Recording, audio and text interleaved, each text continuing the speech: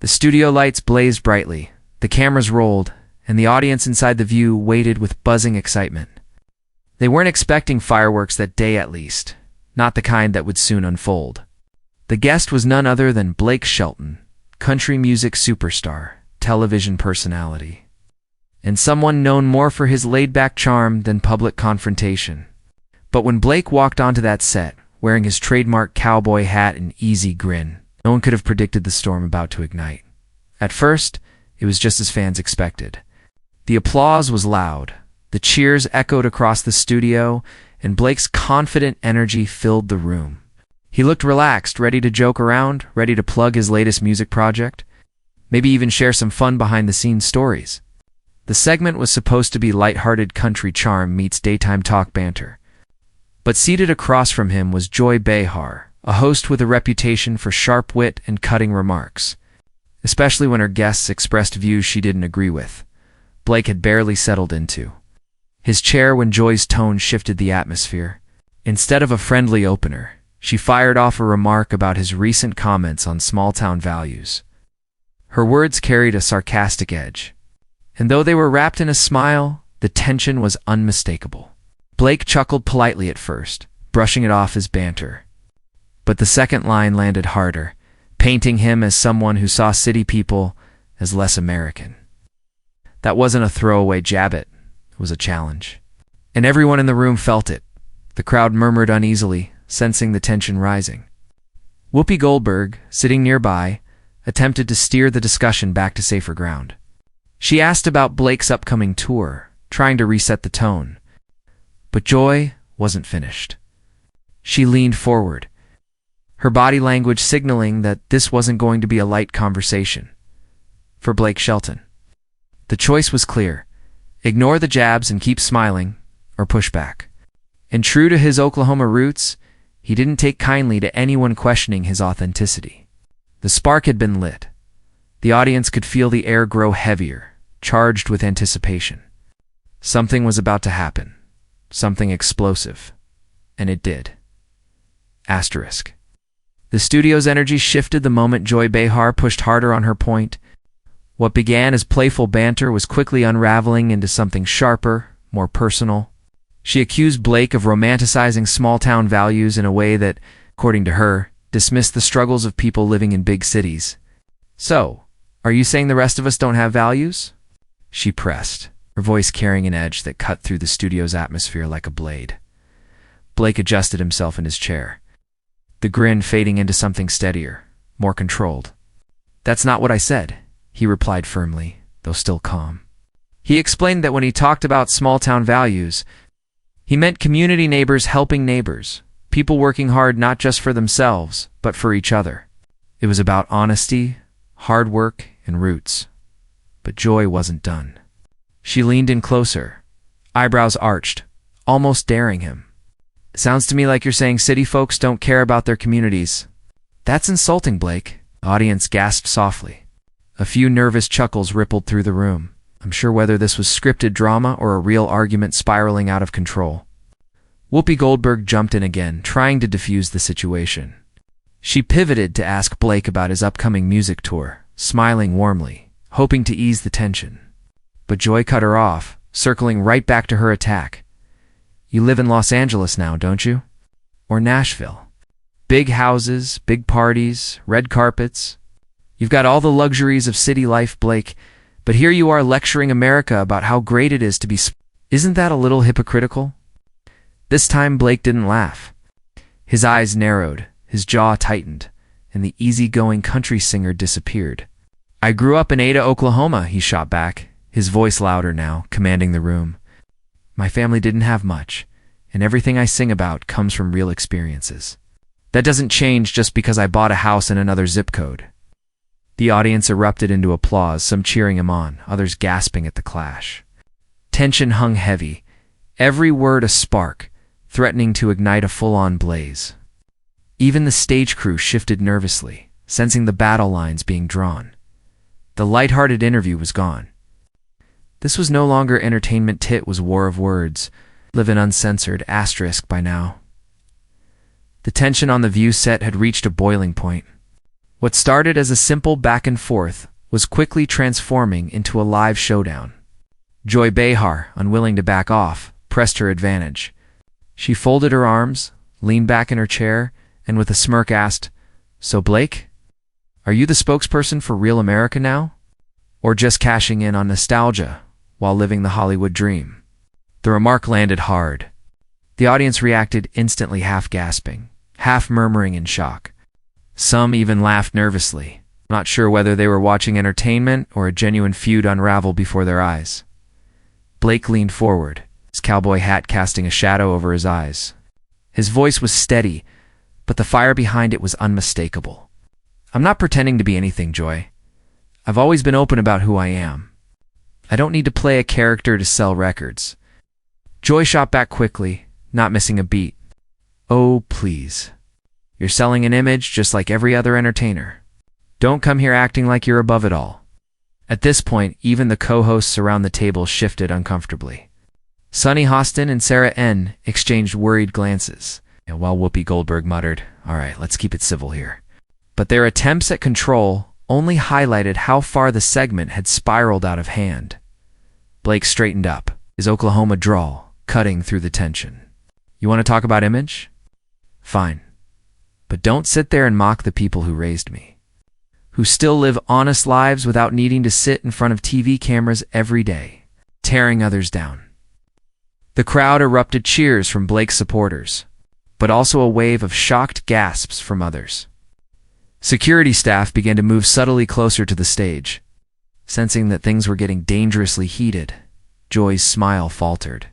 Her voice grew sharper, louder. "Don't lecture me on honesty, Blake.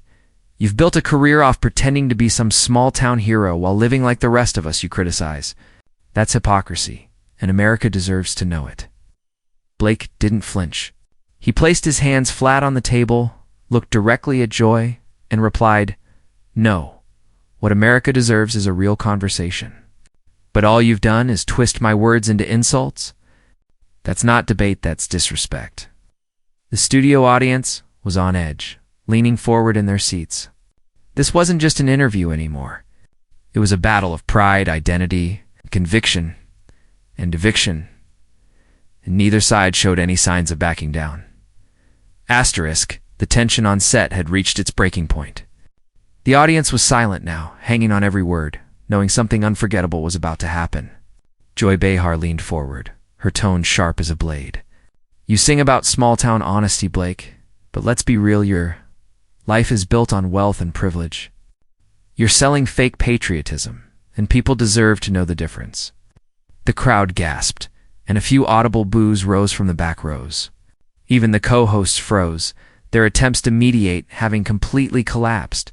The cameras zoomed in, capturing every flicker of expression on Blake's face as the weight of Joy's accusation landed. Blake took a deep breath, removed his cowboy hat, and set it on the table in front of him. The gesture alone commanded silence. His eyes locked on Joy, and in a calm but cutting voice, he delivered a line that sliced through the room like thunder. "I've never pretended to be anything other than who I am. I sing what I know. I stand by where I come from, and I'm not ashamed of it. Can you say the same, Joy?" The studio erupted, gasps, applause, and nervous laughter colliding into chaos. The camera panned across the shocked faces of the audience, who couldn't believe what they'd just heard on live television.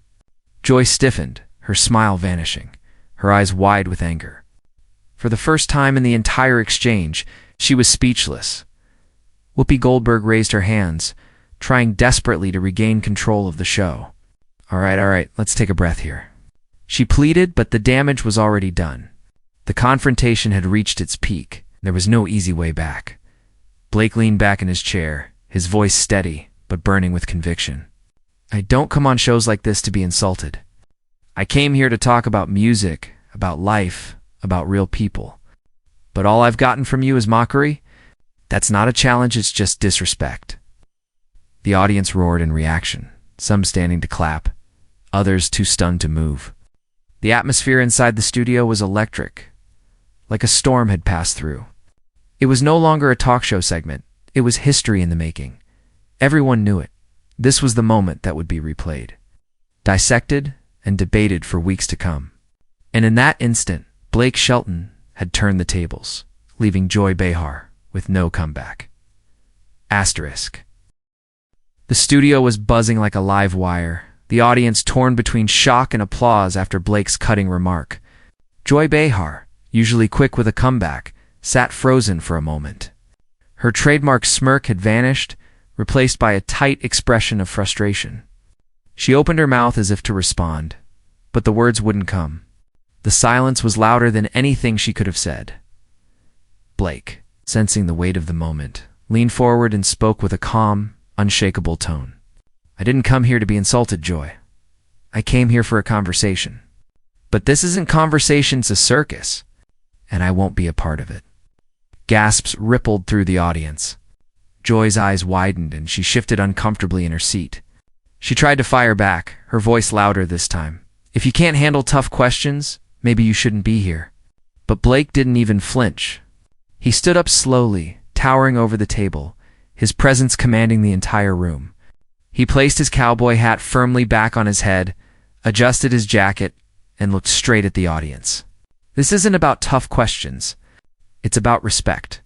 And I think we've all seen enough to know it's missing here today." The room fell into a stunned silence, broken only by scattered applause that quickly grew louder. Some audience members stood up, clapping and cheering as Blake turned toward the exit. The cameras tried to follow him, catching every step as he strode confidently off the set. Security moved closer, not because Blake was a threat, but because the moment had spiraled so far beyond control. Joy shouted after him, her voice cracking slightly. "Walk away, Blake. That's what cowards do." But Blake didn't turn around. He simply lifted one hand in a casual wave as he disappeared behind the stage curtain. The remaining hosts were left scrambling. Whoopi sighed heavily and shook her head, muttering, "Well, that just happened." Sunny and Sarah exchanged awkward glances, unsure whether to move on or try to smooth over the disaster. Meanwhile, Joy sat rigid in her chair, visibly rattled, the audience still buzzing with the fallout. In less than 20 minutes, what was supposed to be a friendly celebrity segment had transformed into one of the most explosive clashes daytime television had ever seen. And Blake Shelton's walk-off would be replayed endlessly, cementing the moment as talk show history. Asterisk, as the dust settled on the view set, the atmosphere was thick with disbelief. The audience, still buzzing from what they had just witnessed, couldn't decide whether to clap, gasp, or simply sit in stunned silence. Producers scrambled behind the scenes, cutting to commercials far earlier than scheduled. Desperate to regain control of a show that had just spun completely off the rails, the remaining hosts sat at the table, visibly shaken. Whoopi Goldberg, ever the professional, tried to lighten the mood with a nervous chuckle. "Well, that's live TV for you," she said. Though her voice carried the weight of what everyone knew, this was a moment that would dominate headlines. Sunny Hostin and Sarah N. exchanged glances, whispering off mic. Clearly caught between supporting their colleague and acknowledging how badly the segment had gone, Joy Behar, however, looked shaken in a way viewers rarely saw.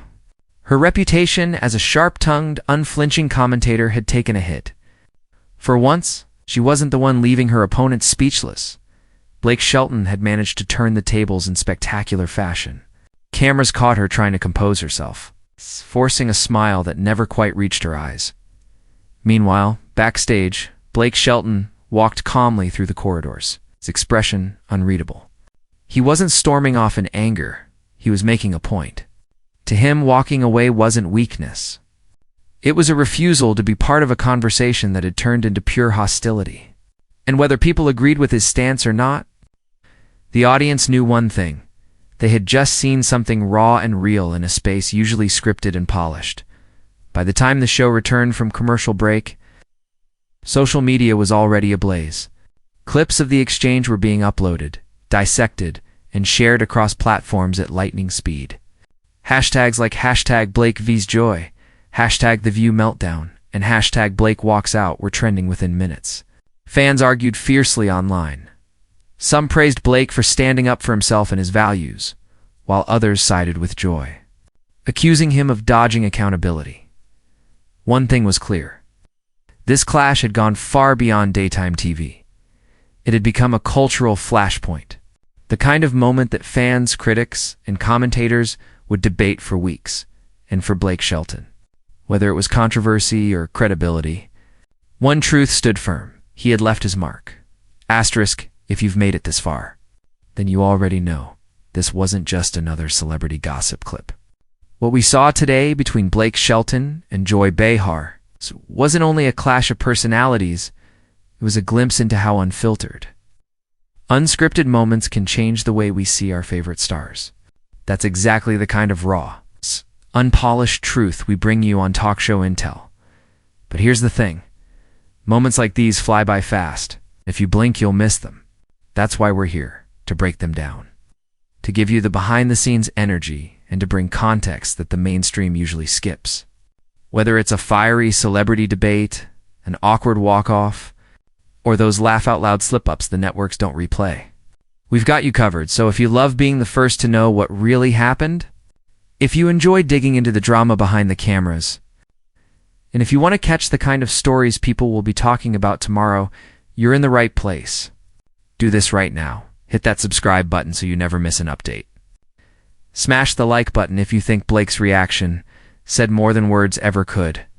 And drop your thoughts in the comments. Whose side are you on in this clash? Blake or Joy? This is just the beginning.